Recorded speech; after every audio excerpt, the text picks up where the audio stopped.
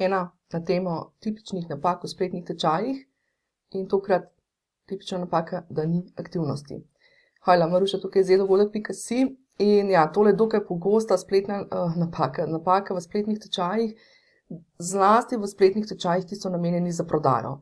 Zdaj sem že večkrat govorila o tem, da spletni tečaji ni nujno, da imajo aktivnosti, če opravljajo neko drugo vlogo, ampak kadar pa govorimo o spletnih tečajih, ki jih prodajamo, zlasti, če so to še celo neki višje cenovni tečaji, to se pravi ne neki, kar je tam za 50 evrov ali pa par 10 evrov, potem je nujno, da dodamo aktivnosti. In zdaj ena tipična napaka, kaj sploh je aktivnost, razumevanje tega, kaj pomeni pravzaprav aktivnost. Demonstriranje aktivnosti ni aktivnost. Okay? Aktivnost morate vi šele oblikovati v spletnem tečaju. Kaj zdaj to pomeni? Bom dala en primer. Recimo, da učite kuhanje ali pa nekaj z tega področja in če vi demonstrirate kuhanje, to se pravi, če ste vi naredili nek video vodič, v katerem prikažete, kako se nekaj skuha, kako se nekaj naredi, se zmeraj vprašate, kdo si je umazal roke.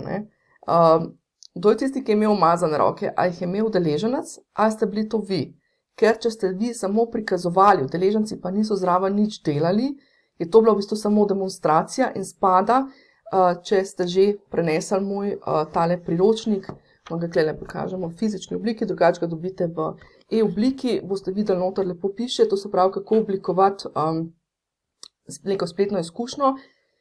In torej, če niste oblikovali posebej izkušnje neke aktivnosti, potem ste pravzaprav samo demonstrirali. In spada, to se pravi, tako kot smo v tem priročniku rekli, spada potem v tisti drugi prvnem krogcu, spada to v drugo kategorijo, torej v kategorijo prezentiranja vsebine, demonstriranja vsebine, ne pa v rubriko aktivnosti. Torej, zdaj konkretno, če mogoče tale primer dokončam s kuhanjem, če vi samo kuhate, torej, če samo demonstrirate, kako se skuha, so udeleženci pasivni in gledajo.